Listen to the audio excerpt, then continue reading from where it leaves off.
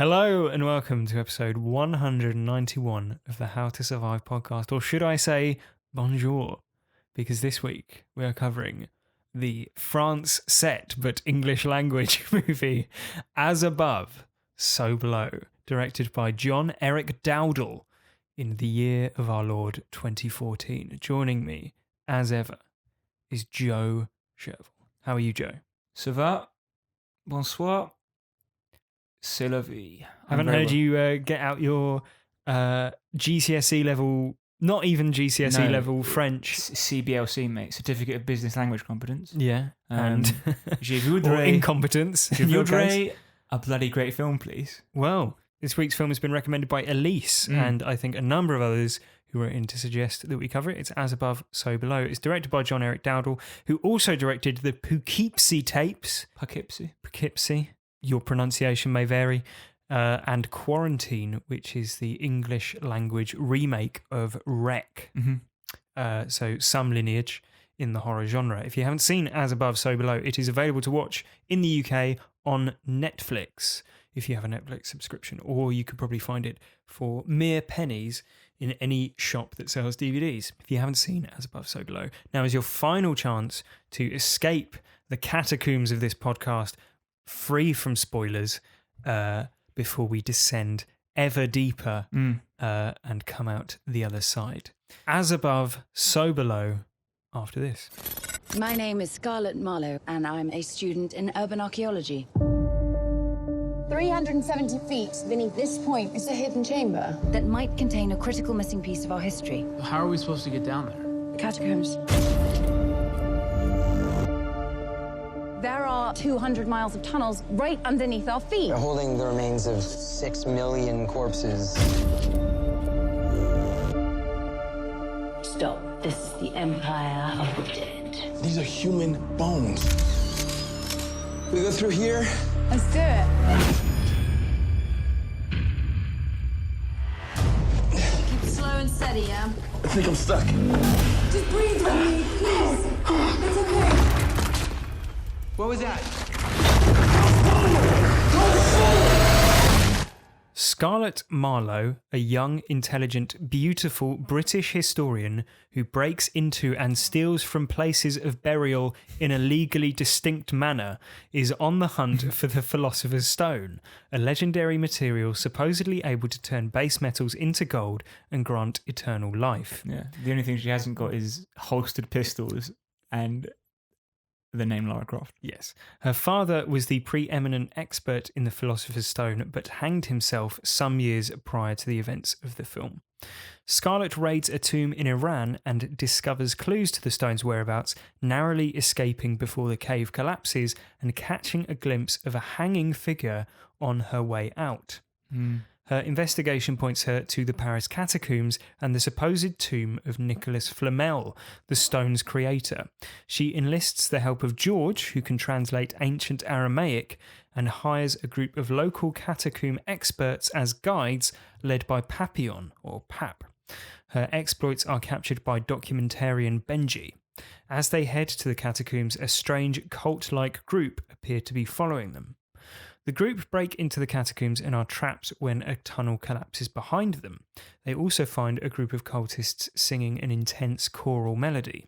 Their only way forward is through a tunnel that Pap is reluctant to enter, as many people have tried before them and never returned, including their friend Le Taupe.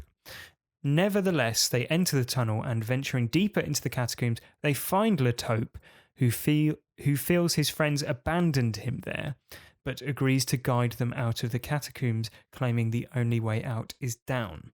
And he seems very strange. Yeah, he's a tall man who's been sort of bent over by the fact that he's living underground. Yeah, and also appears to be able to teleport. Yep.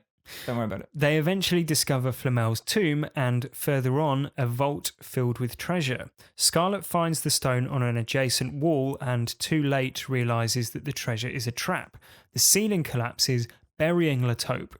Another one of the guides, Susie, is injured, but Scarlett is able to heal her using the stone. The group find a Gnostic Star of David with the inscription "As above, so below." Seeing that a door has been drawn onto the ceiling above, Scarlett finds a real door in the floor below.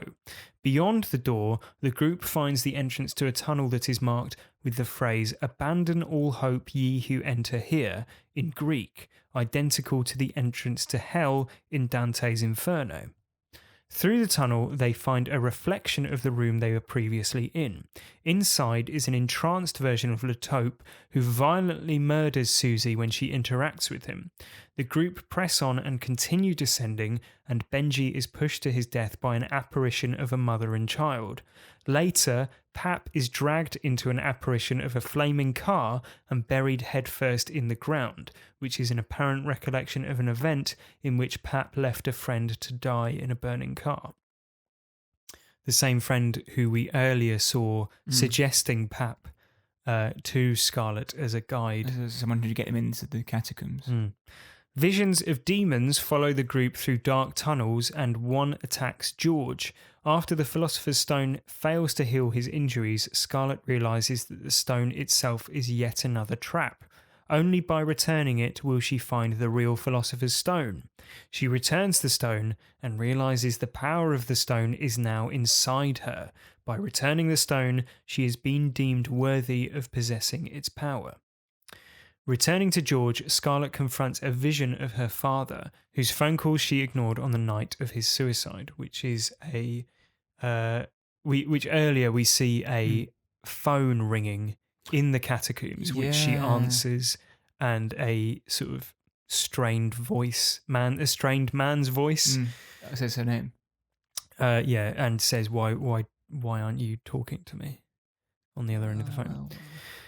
She apologises to her father's spectre and it disappears. Scarlett heals George's wounds with her touch and encourages him to admit to his torments. He failed to rescue his brother from drowning. After he got lost, right? Yeah, he got lost running for help. And he confronts this as his sort of the thing that has been tormenting him as they confront a final descent.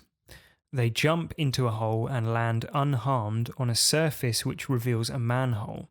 They jump through it and find themselves right way up on a street overlooking the Notre Dame, dazed and confused, but safe. There's also a guy called Zed who simply exists as a stand-in cameraman for the two main characters. Yeah, that's true. Because it is a found footage film. Yeah, who literally just walks off at the end of the film. Shrugs and walks away. Yeah. Oh, man. Freelancers. Yeah. So that was As Above, So Below. Joe, what did you think? Well, I, after the movie, Yeah. found out that it's rated 26% on Rotten Tomatoes. And Yeah. I was surprised by that because actually I did quite enjoy a lot of it. When it ended, I had no idea what had happened or why, but I'd be lying if I said I didn't largely enjoy it while it was running. Okay. From what I've read after seeing it, and I think that the key point is that it was after I'd watched the film that I learned about it. Yeah. It's probably a better movie than it gets credit for, but only with that knowledge going in. Yeah. But I didn't like it for its allusions to Dante's Inferno, as we'll talk about. Mm-hmm. I just thought it was a relatively good low-budget horror and an interesting undertaking with some nice set pieces, basically. Okay. It's basically they made a Tomb Raider movie, Yeah. but one where it's impossible to see anything that's going on. Yeah. Right.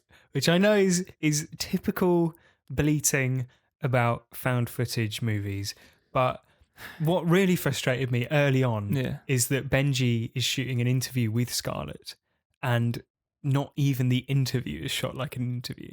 It's framed absurdly close.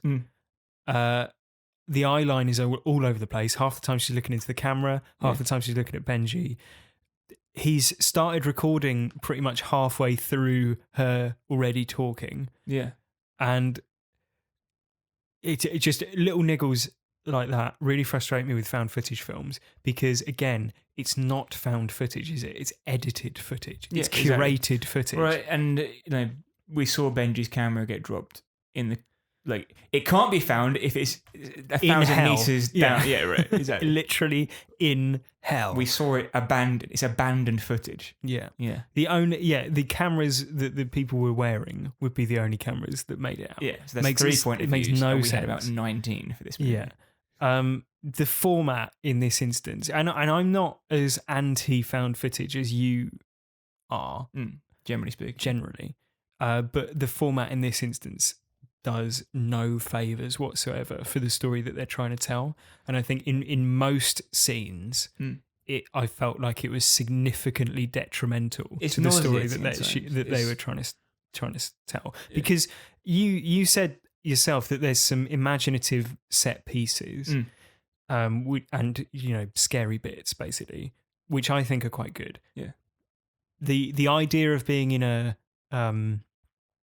underground catacomb and finding your childhood piano, or finding the spectral presence of a burning car. Right, that comes from nowhere. And that is probably like one of the best bits of it because it's so surreal. Yeah. I like that surreal stuff is great. Yeah. As is, I think, the sort of some of the demonic stuff and like the rivers of blood and basically whenever it becomes weird, that's great. But all of that is marred by the fact that it's shot in found footage. There is no reason to shoot this in that format. So there's no benefit to it. I think the documentary element works on some level because it's an economical way to introduce the characters and the concepts. But it's also fairly lazy. Rule one of storytelling, of course, is show don't tell. Yeah. So although it's useful to have Scarlett saying, "Hi, I'm Scarlett. I'm a archaeologist. I've got several degrees. My father was an archaeologist. I'm studying the Philosopher's Stone." So you've done that in like 5 seconds. Yeah. Which is good. By all means, have the interview documentary stuff set up at the start. Yeah. And then just ignore it afterwards. She shakes hands with the interviewer and leaves the room and doesn't take him into the catacombs, right? Yeah. There are a number of... Well, there's one main reason. There's one good thing it gets right with found footage, which is often a problem I have, which is the question of why are you still filming? Right. And the reason they're still filming is because the cameras are built into the torches, invisibly, I should say. Yeah. But there's a number of things that, like you say, the found footage ruins the believability and the enjoyability of the film, such as the fact that the head cams are invisible. And he's like, "I'm just going to set up your head cam," and it does a shot reverse shot, and you're like, "Well, where's the head cam?"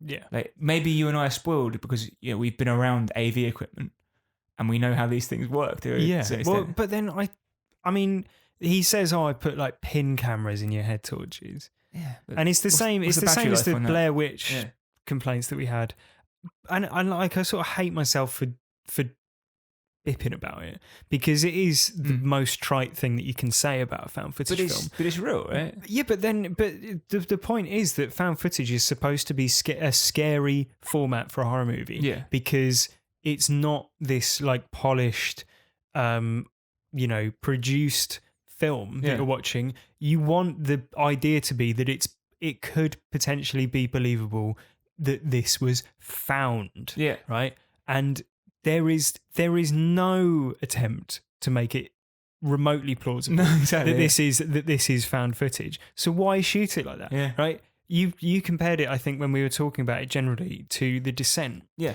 And it's like if you imagine The Descent but made with found footage films, that does the story no favours. And it's the same with this. I would so much like to see a film about a group who go into the catacombs of Paris and all these really intense, surreal, horrible things start happening.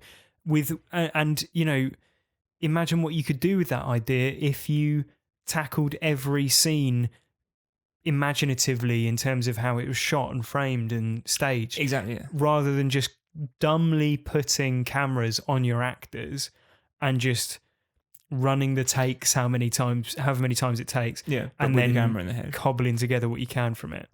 Yeah, I mean, there's stuff in it that would annoy me typically, but it annoys me less because the found footage makes it so bad. Like you got a few jump scares which I think they're somewhat earned, but and the spooky imagery sometimes can come across as a little bit hammy. Yeah, but those things all work quite well in this film. I enjoyed those. Mm-hmm. And there's some very clever in-camera tricks, right? Like the people who can walk really fast, where it'll just like have them in shot, and they'll look down, look back, and they've walked half a mile, and you're like, yeah, that's interesting. And circling back on themselves, that's interesting visually.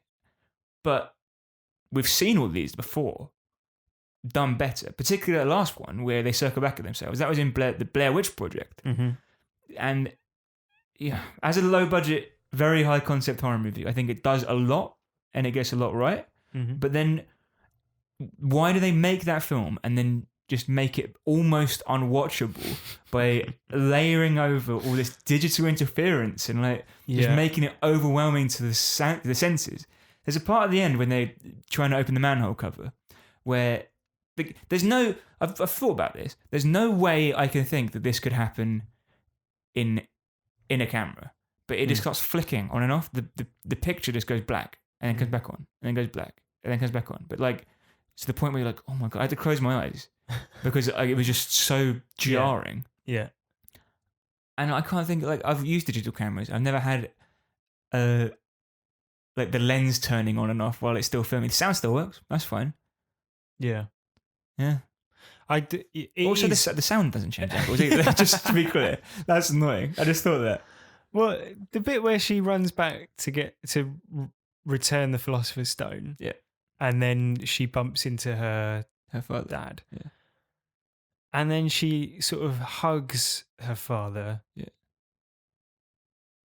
but you can see her face hugging her father. There's a close up. How is that? So who's filming that? It doesn't make a lick of sense. Yeah, how did they get it? It's all over the place. It is all over the place. The Blair Witch Project, right, just to make a final comparison, that made things confusing and ambiguous by leaving things out of the frame while they were talking or there were noises going off. And they were like, oh! Or by shooting things at an awkward angle like someone who was scared would do. Yeah. It didn't make things confusing by just flicking the lights on and off. Yeah, just waving the camera around. I think in mitigation with the film, I think Scarlett is a better Tomb Raider than Lara Croft, as we've seen in cinema, at least, because she's solving puzzles rather than shooting people. Yeah, this is we covered Tomb Raider when that came out last year, before? Last year, I think. With Alicia Vikander, who's a better Lara Croft, but in a worse Tomb Raider. Yeah, exactly. That's what I remember saying at the time. What I wanted was Tomb Raider 2, where it's like, if you pull the wrong lever, you just die instantly. Yeah. And that's kind of what you got here. That's basically what it is, yeah. I do like the idea of the gateway to hell being a sort of physical place and the idea of a group of people stumbling into it. Accidentally. Yeah, but it's just, I just couldn't get over the found footage stuff. The other thing that really annoys me with found footage films is when it's apparently psychological tricks, like a noose that appears and then disappears, right? Because it must be appearing in a objective manner. in my mind's eye sort of thing, right? But it's appearing objectively. Yeah, but that's what I mean. Because it's in the camera eye. Yeah. So it's not in your mind's eye. It's really just in your eye. Yeah. So, but that just makes it all confusing because without exception, they pan away and then pan back and it's gone. But is no one in the scene just looking at it while it just disappears from existence?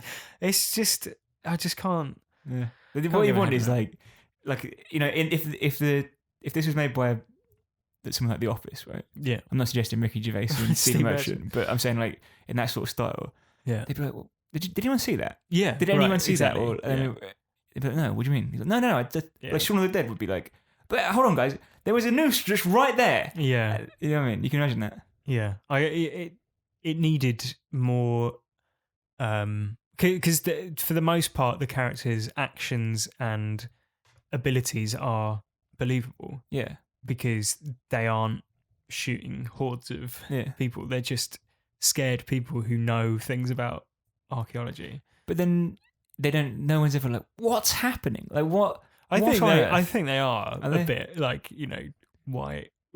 What is going on? Does anyone else see that? Well, you yourself, Joe, can go see the Paris catacombs. It is a real place. You can have coming? guided tours, as we see in the movies. You Yeah. can go around it. Did you know it was a repurposing of Paris's mines to solve an issue where the city's cemeteries were becoming overpopulated? Yep. And as many as 6 million bodies were interred there. It's a fair few, isn't it? Yeah, although as you can probably tell from the walls of skulls, they weren't very well sort of buried and organised, which I think became a bit of an issue. And this is the first film to ever be granted license to actually be shot in part in the catacombs. So some of the scenes are Underground, genuinely in the. I think they all are. Well, when they're in the catacombs. They are in tunnels. They didn't shoot in a belfry in the catacombs. No. Yeah, so that's, I guess, just a bit of context for anyone who didn't realise that this is very much a real thing. This was a documentary. This was a documentary. This was found footage. Throughout the film, there's quite a lot of textual allusions to them having stumbled into the IRL hell that is depicted in Dante's Inferno. Just before we move on, by the way, you had some notes that you wanted some in real life facts about the catacombs, and I was like, I wonder if how many people do venture down there for a walk around and die by accident, because it's alluded to in the film. It's quite dangerous. And I googled, how many people died in the catacombs. 6 million people have died. Whoa! Someone needs to do something. Yeah, exactly. Yeah. Like, that's all I could find was just article after article of there's 6 million people who are dead. Jeez. Some teenage girls were saved last year though. So good. Did they climb out of a manhole upside down? Yeah, exactly right. So throughout the film, there's quite a number of textual allusions to them having stumbled into the real life hell that is depicted in Dante's Inferno. The door that they enter through says, "Abandon all hope, abandon hope, all ye who enter here." Yeah, which is the doorway to the gates of hell. Yeah, which I like how he translates it from Aramaic, but then reads it in Old English. Yeah. It just says "give up," basically. Yeah, right. Yeah. Give up. This is hell. There are various levels of hell. In Dante's Inferno, the 9 circles of hell, and they roughly match up to the various levels of the catacombs that they descend through. Yeah, so it's kind of like a modern day retelling of Dante's Inferno, right? Yeah, but if you don't know that going in, it would completely pass me by. Yeah, I mean, I knew the phrase "abandon all you hope you enter here" was from Dante's Inferno. But not well enough to be like, I didn't know the rest of the Dante's Inferno. I guess it's not so embedded in pop culture that people would recognise those things, right? But the circles of hell in Dante's Inferno are limbo, lust, gluttony, greed, wrath, heresy, violence, fraud, and treachery. With the basic concept being, whichever of those sins you committed, that's where you end up. That's where you end up, with the exception of limbo, which is not a sin. It's just a dance. Yeah. But that's where people who were not good enough to go to heaven, basically, that's where they go. Yeah.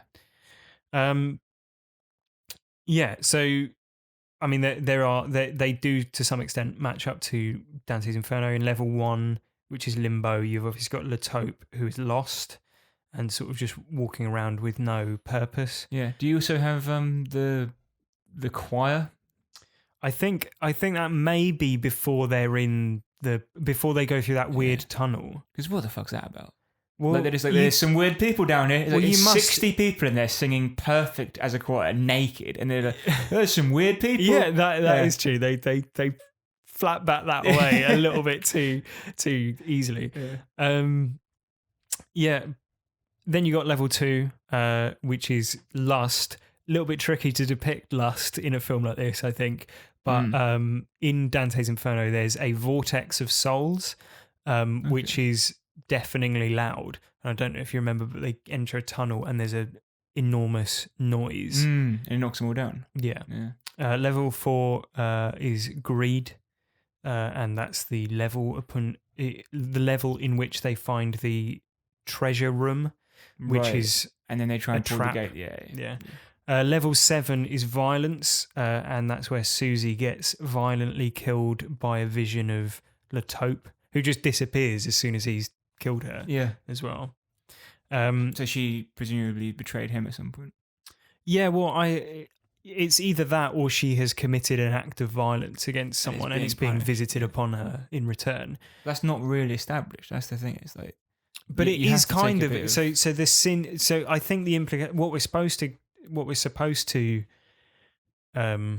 glean from what we see is that basically you suffer punishment in the form of whatever sin you committed, which is But we how it don't works know in that Dante's she was Inferno. violent. Well, no, we don't, but we can surmise from the way that she is murdered that she has been violent. I agree, yeah, but only if you know Dante's Inferno. Of course, yeah, but I'm talking within the context of us understanding Right, that it is okay, Dante's yeah, Inferno. yeah. So like level 8 and 9 is fraud and treachery. So Benji gets attacked by a vision of a woman and a child and pushed into treachery. So whether that means that he betrayed them or, you know, what would you surmise from that? I assume it's like he has a wife and kid that he abandoned or something Something like like that. that, yeah, probably. Yeah. Then of course you've got you've got Pap being dragged into a burning car, etc. And left with his ankles sticking out the ground. Yeah, which is again an allusion to something in Dante's Inferno that some people are sort of buried up to their calves in things. The statue that comes to life and attacks him is Cain, Okay, yeah. or an allusion to Cain anyway. Kane from WWE. Yeah, that's right. There are demons who are, according to some people, supposedly Judas Antenor, who is the man who betrayed the city of Troy in exchange for his life, and Ptolemy, who committed a sort of a red wedding style, invited people over for dinner and then killed poisoned them, them. So they're all in the treachery level, which makes a lot of sense. Those are the people that we see walking around. I like with, that nobody's smoky... been treacherous for like 2,500 years. Yeah, exactly. Yeah, not as maybe they set the standard. Yeah, no one's done anything as bad. But then we've also got Satan. He's there. Yeah, sitting on a throne. Not a very good throne, is it? No, maybe supplies sort of in short supply. Not much timber. He interestingly, he has a sort of mashed up face, and that is his the result of his fall from grace, fall from heaven, Landed on his head. Literally landed on his head. Shit. That's how he. That's in mythology. That is literally what has happened to Satan. He has a deformed face as a result of him falling from the heavens. So it's quite interesting, isn't it? Because it's. Do you think that it's a sort of a failure of the film to not communicate that stuff? Yeah. But then, how often do we criticize films for being like? Oh, to be like this is like Dante's Inferno. It must be like Dante's Inferno. This would mean we're on level 6. So make sure you don't, give I don't know what level 6 was. Well, yeah, whatever it is, violence or something. But Don't be a heretic, right? Yeah, like, yeah. But like my problem with, like I said from the start, was I don't know what the fuck was happening before or after. Like you explained that to me, I'm like, okay, fine, that makes sense. But I could have fucking made all of that up. Yeah, exactly. Like, That could be a fan theory. Yeah, right. And for that reason, it's just weak. It's just I don't know. It should be strong enough to stand on its own. I'm all for having a retelling of a classic story. Yeah, like The Lion King is a retelling of Hamlet, right? Right. You don't exactly, need to know Hamlet to appreciate to understand the story of The Lion King. Yeah, but then you did enjoy As Above, So Below. Yeah, but only because it was a bit scary. I didn't know, Right. like all the stuff you described about the levels of hell. I would not have known it was hell. I thought at the end when they came out, I was like, oh, they were in hell to start with, and now they've ended up in the real world. Yeah. And that's because they came across the body that wasn't rotting. And I Yeah. thought maybe bodies don't rot in hell. Right. But then they do see that later on, But and that it is is- rotting. yeah. And I'm like, oh, so they're gradually building their way back up to the real world. Mm. So Well, the bottomless pit, basically at the bottom of hell, there is a bottomless pit where if you fall into it that's that. without having admitted to your torments Mm-hmm. or taken responsibility for your sins, then I think you fall forever. Yeah, that's how a recent film ends. With a recent Lars von Trier movie. Right. Yeah. Yeah. I know the one that you mean. Yeah. Yeah. There's a bottomless pit of penitence and the reverse leap of faith, down, up. You know. Yeah. So so the reason there's that, by the way, in Dante's Inferno is because people thought that because the Earth was the center of the universe, hell was at the center of the Earth. Right. And so if you jumped through the bottom of hell, you would come out the other end of the Earth. Right, got it. And so there's literally drawings of people falling out of hell, but it's like just a landscape and people's like legs coming up out of a hole. Right, that's so funny. But like these like etching style paintings. Yeah. So that's why there is that. And again, when you know that, like, imagine if you studied Dante's Inferno, if you were like a historian, you'd really appreciate this film. you had no idea going in that was what it was, you'd fucking lose so your satisfied, shit. It'd be brilliant. Like if you loved Hamlet and you were like, oh, The Lion King's a bit like Hamlet. Yeah, so in some ways it's like a combination of the most general basic My First Horror and the highest most concept, specific niche horror movie that we've ever covered. Yeah. Because the only way that you can get what the film wants you to get out of it is by having like a scholar level knowledge, such a perfect knowledge of Dante's Inferno that you recognize oblique references from the get-go and you're like, fucking hell, this is Dante's Inferno. Yeah. But otherwise it's nonsense. But like, fair play to them. Like, it is nonsense. It is nonsense, but it, like, you know, hats off to them, I think. So with all that said, Joe, we've been to hell and back. So that sounds like a really deflated way to end that. Hold on. Well, yeah, that's a good film. What a fantastic chat. It started off with what? It was all a load of nonsense. That's what you said. Yeah, no, it was good, mate. I'm glad we talked about this. Whoa, God. Wow. We've been to hell and back. Joe. Yeah, we have. We've fallen back out into the earth upside down. Legs first. Yeah. How the hell would you survive? So first tip isn't necessarily a survival tip, but it's more a point of being kind. Okay. Don't be a dick. I mean, if you want everyone to survive, you need to keep them calm, particularly in this environment. Yeah. So don't go up to the guy who's there against his will, who's admitted to a phobia of being underground. And the first thing you ask him is, how deep do you think we are? Yeah. Is this Benji or George? Right. Yeah. Yeah. George, who doesn't want to go into the catacombs at all, but is like chased in by the police. Yeah. Which again is an oblique reference to Dante's Inferno. Really? Yeah, the police chase Dante into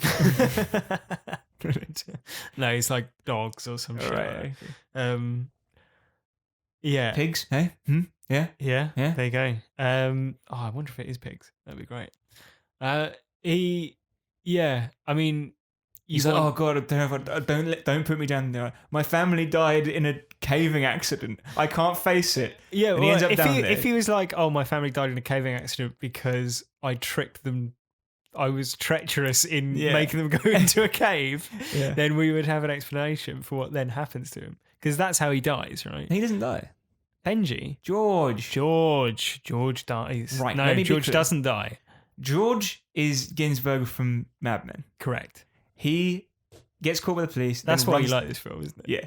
runs down the hole there, Yeah. and he's like freaking out. He's like, "Oh God, I hate being here. This reminds me of the time my brother drowned in a similar environment, Yeah. like wet rocks, Yeah. claustrophobia. Yeah. I'm really uncomfortable right now." Yeah, and someone walks up to him and says, "How long do you think a 7-year-old can hold his breath for?" Exactly.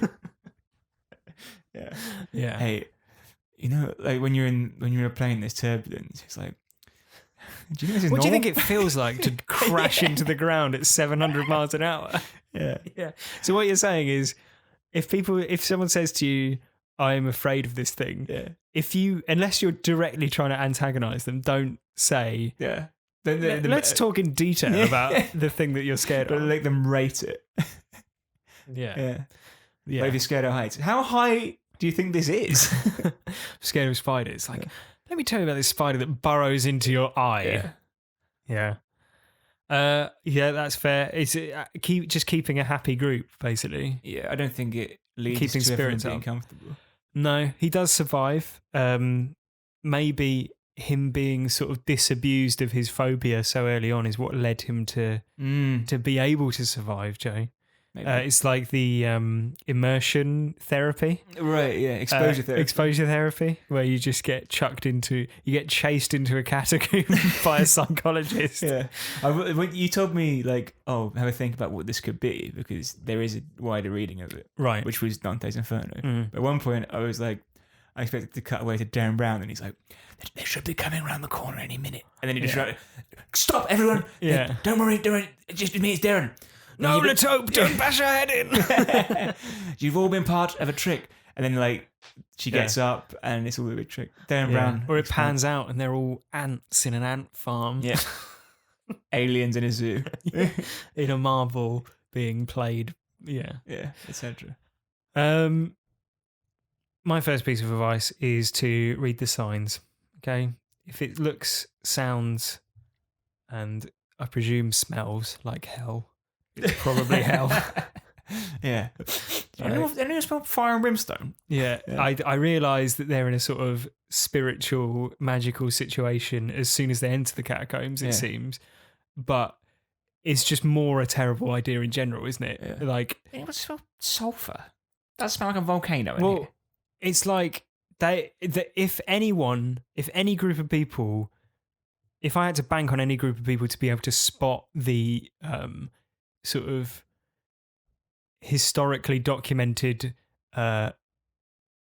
signs that you're in hell, it's this group of people. Do we know whether Dante's Inferno exists in this film's universe? I think it does, surely. Because they're like, the abandoned all hope you enter here.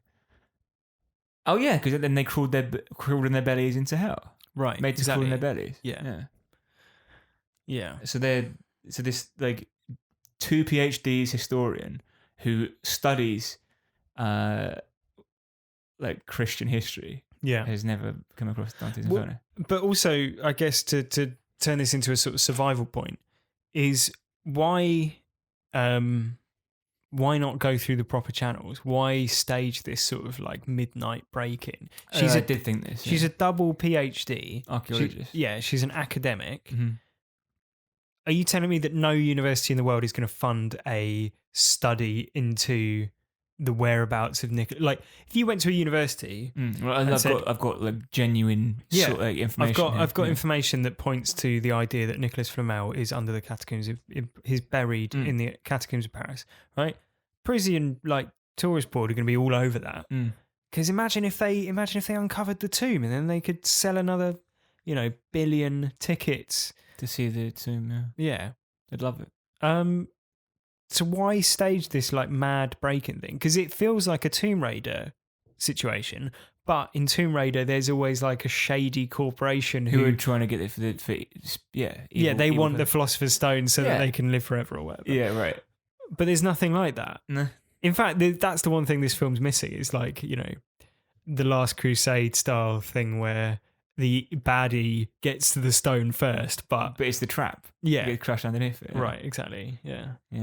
It is. It's the same twist as the Da Vinci Code, isn't it? Like when in the Da Vinci Code, to think back on it, Tom Hanks looks up and he realizes that Marianne Cotillard Is Jesus' descendant? and he's like, so it's her. It's a person.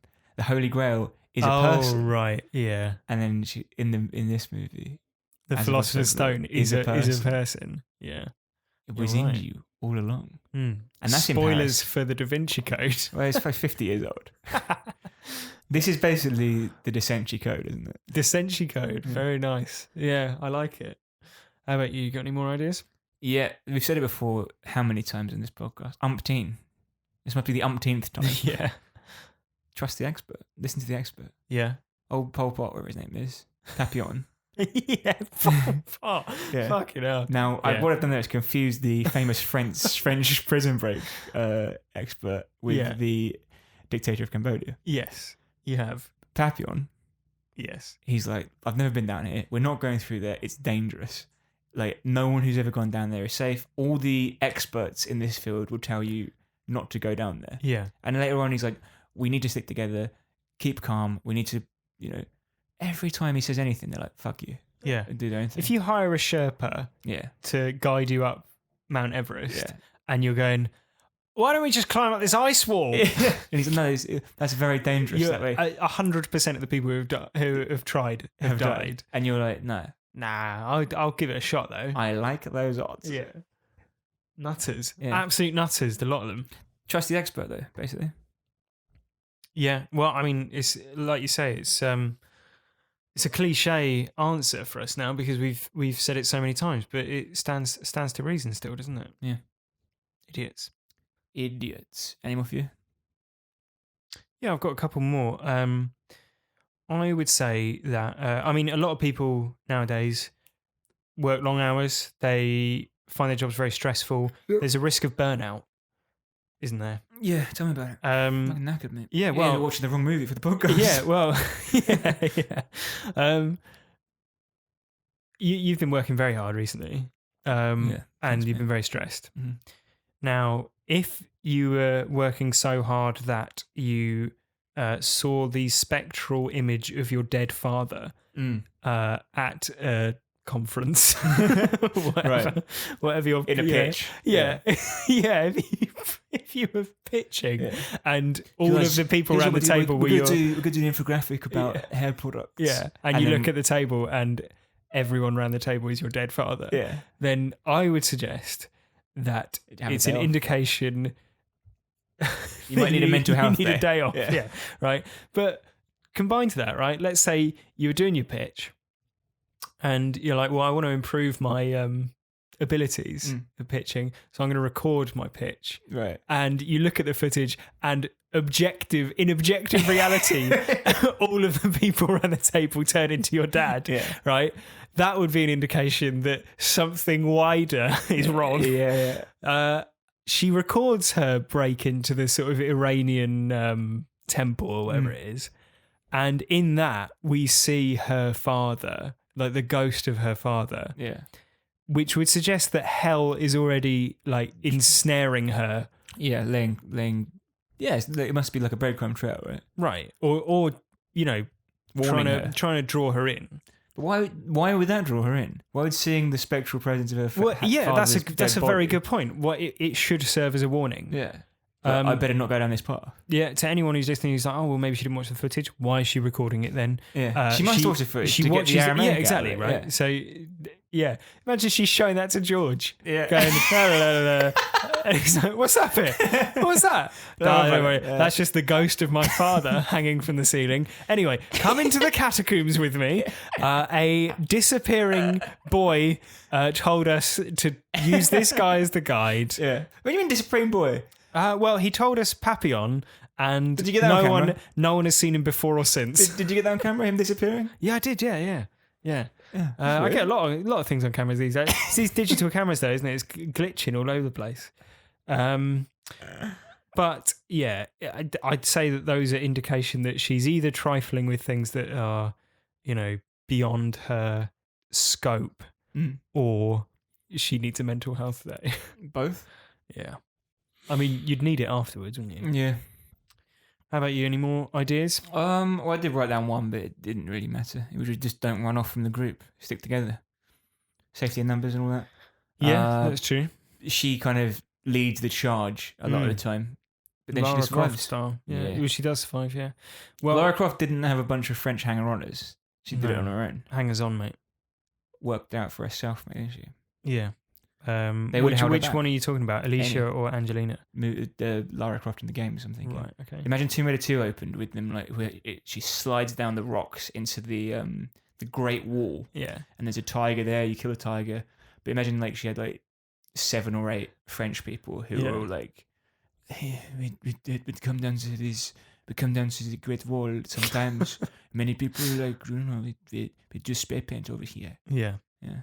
That's true. Yeah, it would have been a different game. You're Yeah. right. I probably didn't have the memory to render that many people on screen at the same Exactly, time. I'm just going to stop and spray paint my name, so the guys know that I've been down here. Yeah. My final piece of advice is basically the theme of Dante's Inferno, which is if you're going through hell, keep going. That's certainly Churchill, isn't it? part of the modern interpretation of Dante's Inferno is essentially that people have to go through hell to redeem themselves and to grow. And Scarlett clearly realizes this as the film progresses, and that's how the 3 survivors get out at the end. So it's the sort of distilled advice from the film. So to be clear, if you're grappling with some guilt about a friend who died in a car accident, or if you're regretting not talking to your father on the night that he sadly took his own life, Yeah. the best thing to do is to Go to hell. go to hell, and you will become the Philosopher's Stone Yeah. and be able to bring back people, not from the dead, but from the brink of death. Yes. And that really is the message of Dante's Inferno. Well, none of the people who go into the catacombs have no hang-ups. You know what I mean? Everyone's completely chill. No one's in there like I can't see any of the things that you guys are right. seeing. Yeah. I don't know, though. If I went in this, like, it would be something like we were talking about this before, like about like things that keep you up at night. And it's not like I fucking ran someone over years ago, or like I, let someone fall to their death or anything like that. Yeah. Or cut the rope so we were hanging off of a cliff, and Yeah. it's just like word and email badly. Yeah. So I'd be chased around by like a Word. an Yeah, just email. that word, Yeah. like misspelled words everywhere. Yeah. Yeah. Well, The red notification on a text yeah. chasing me around. Yeah. But we can all take that advice, and just a message to any of our listeners who are going through some stuff, Best of luck, keep going, and you'll come out the other side upside down and covered in blood. Yeah. But we're here to guide you. We're here to help you survive on how to survive. Exactly. Inexpert. Seek mental health help if that is a problem for you. Yes. Not for us. Although some people will say that they enjoy it. So if it cheers you up, why not? Yes. Yeah. We are not A substitute for mental health. absolutely not. No. We may, in fact, cause. We may, in fact, make things much worse. Yeah. Well, can it get any worse, Joe? Next week? All aboard. All aboard. We're going off the rails. Tell me it's trained to do Single to terminus, please. It is the start of the long-awaited train season. Some people are saying we have run out of ideas. Mate, Shapes season was my favourite. We've done shape season. People were crying out for shape season. They said, surely there's not another, not even subgenre of horror that you guys can cover. But let me tell you, train season is fast approaching. It's not delayed by a minute. It's literally delayed by a week. Yeah, but because I watched the wrong train movie. Yeah, so next week we're covering a film that I think has been recommended by a bunch of people. Yeah, it's from a couple of years ago. It's Train to Busan. Yeah, which is a Korean zombie train movie. Yeah. Not the train isn't a zombie. No, that would be a zombie train. Yeah, but there is a train full of zombies. That's essentially. Which is really good. I really enjoyed it. It's a lot of fun. After that, we are covering Snowpiercer, which is another Korean-directed movie. Korean-directed, but English Is language it predominantly. Park Chan-wook? I believe so. I think, but it's English language. Is that available on Netflix? I think No, Amazon. I got it. Amazon, right? Oh no, Okay. it's just come on Netflix. I think. It's just come on Netflix. There you go. Perfect timing. So, Train to Busan, I think, is available on Now TV. We watched it possibly, Did we? or Prime. No, it's Prime Video. so Yeah. Train to Busan is on Prime Video, and Snowpiercer is on Netflix. So you've got no excuse for not checking out both those films. Remembering streaming platforms is my favourite part of the podcast. Definitely. It's a feature every week that we very much enjoy. Yeah. If you've enjoyed the podcast, then why not email in howtosurviveshow@gmail.com or tweet at howtosurvivepod. Yeah, a few emails this week, Chris. This is from Elliot, who says, "Hello, Chris and Joe. I'd like to suggest a film for the podcast. What keeps you alive is your standard couple goes away to a cabin in the woods and bad stuff happens, but it's nothing like what you'd expect. Okay. Also happens to be one of the only horror films with genuine, non-stereotypical lesbian representation. There you go. Yeah, it might sound boring, but what I've said, but I don't want to reveal any more for fear of ruining it. It would be really cool if you could cover it at some point. I really love the podcast, and thanks a lot for getting me through exam season." There you go. Well, you're very welcome, Elliot. Yeah, so proof that Elliot's going through hell, but we're helping him Yeah, out. well, keep going. Yeah. Another email from Clive. "Hey guys, big fan of your podcasts. Really hilarious. Almost fell out of my chair laughing during your Cube review. Just wanted to say keep up the good work. Perhaps I don't invest in remember. a Oh, is seatbelt." it must, of course, be the now folkloric Quentin is enraged.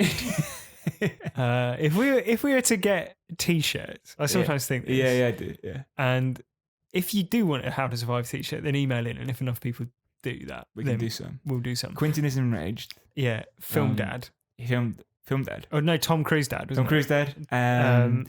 Keith Legend, what a film. it? Yeah, Piss is fertilizer. Piss is fertilizer, which might be it's a deep cut, that Yeah. one, but yeah. Yeah. So if you've got any other suggestions, Yeah, what would you want on a T-shirt? Maybe we'll do some. yeah. Anyway, Clive goes on. "One minor thing. Could you start giving your verdict or review of the movies at the beginning of the podcast? I want to listen to some of your podcasts of films I haven't seen to see if you recommend them, but I can't because you spoil the whole film before talking about whether you liked it or not. That's true. I think it would be better at the beginning when you gave your thoughts on the film, whether you recommend it or not, and then discuss the plot and then talk about how to survive. I guess the only problem I've got with that, Clive, is that why would you listen to the podcast if you haven't seen the film? Yeah, but then I guess what he's saying is that Mm. I guess he would like to be able to digest the podcast as just like a weekly review thing, Right. and then bug out before the spoilers if that's what he wanted to do. Or is he saying there's some movies where he just wouldn't bother and he'd listen to the podcast anyway? Well, possibly, but then because this is a film-specific podcast, you probably would decide before you. I assume a lot of people decide before they listen. You'd be astonished. A lot of people listen before they've seen the film. No, I know that, but as in they're people taking that decision, aren't they? But I mean that for some people, they probably check what the film is called and then go, "Meh," Yeah. or Do I want to hear these guys talk about? yeah. Because the way I'd imagine it is it goes, I have seen the film and I want to hear the podcast. Mm. Great. I have seen the film and I don't want to hear it. Yeah. I guess those people don't subscribe to us. Yeah. I haven't seen the film, but I don't care And we'll listen anyway. and will listen anyway. Or I haven't seen the film and therefore I don't want to listen to the podcast. You're forgetting I haven't seen the film and I'm going to watch it so I can listen to the podcast. Right. Well, then those are our favourite listeners. And there is a lot of them. There is a lot. Another email from Joe Candy. One name. Hello, Joe. Dear Joe and Chris. Now he gets the name right away. Love Nice. that. Yeah. Well, he is a Joe. Yeah, he is a Joe. Yeah. Love you stick guys together. and your podcast. Mm. We'd like to suggest Pet Sematary, either the original, which is pretty silly, or the 2019 remake, which in my opinion is hilariously bad. Oh dear. Right. We'd love to hear This how is you... again Yeah. a theme in these emails. Is always like, oh guys, watch this film. Yeah. It's really rubbish. Guys, I hated this film. Love to hear your thoughts. Yeah. Thanks, all the best to both of you, Joseph Candy. Thanks, Joe. Now, email here from Kadrick. And I know how to pronounce Kadrick because Kadrick has put that's pronounced Kadrick. Nice. Hey guys, I first started listening around the time you covered They Live and have subsequently gone through the entire back catalogue and listened to everything. Blimey. Really love the podcast. I should hope so after all that. Yeah. I've decided I am indifferent. I'm writing my dissertation at the moment, so it's been nice having something that I could have on in the background to chill out to, but I'm not smacking my head against the keyboard. I'd like to recommend Blade Runner for some How to Survive in. If you guys wanted to cover it, it's one of my favourite sci-fis, and for a film all about wanting more life, it should be right up your alley. Thanks very much. 5 stars. Thanks very much, and best of luck with your dissertation. Yeah. I remember having to do that. It's quite an onerous task, obviously. Yes, I didn't do one. Oh, Wasn't allowed. weren't allowed. No, apparently my grades weren't good enough, so I had to do a research project instead, Wow. which I did on wrestling. Womp womp. There you go. A couple more emails. Should we do next week? Yeah, we'll spread them out, shall we? All right. So if you've emailed in and you want to hear your email, you need to tune in next week for Train to Busan, the Yes. start and half of train season. Yeah. See you then. Carriage 1. Yeah. Now boarding. Yeah. Next station has a short platform, so Please ensure you're in the front summer carriages at the train, and do mind if the you gap. wish to depart at Busan. Yes. Thank you very much for listening. Until next week, goodbye. And remember, if you're going through hell, listen to the How to Survive podcast.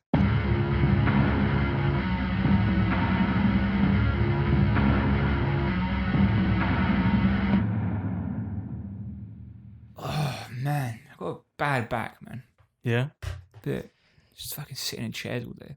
Stay out of the catacombs. You know that You'll be, what's his name? The rower. Redgrave. He doesn't have any chairs in his house. Is this just like a apropos of nothing? You trying to manipulate the conversation into a thing where you can bring up the fact that you went to Steve Redgrave's house? Why would I possibly have gone to Steve Redgrave's I thought that's what house? you were saying. I thought you were saying, I No, he just hasn't got any chairs in his right. house. But do you not see? You were right about apropos of nothing. But But do you not see what I was getting at? Because it was like you were going, like, oh God, my back's aching from like for playing walking tennis with around. Steve Redgrave. Yeah, exactly. Right. Yeah. Just like a weird flex, Yeah. as they say. and like building up to a name drop of a Olympic rower from the early 2000s. Yeah, exactly. No, I'd never met him. Never ever been to his house. I'm just aware that he doesn't own any chairs. Right. Okay. Canoes everywhere. He's a rower, right? Yeah. Canoes, kayaks. Welcome to the How to Survive podcast. My name's Joe. Joining me as ever is Chris. Over to you.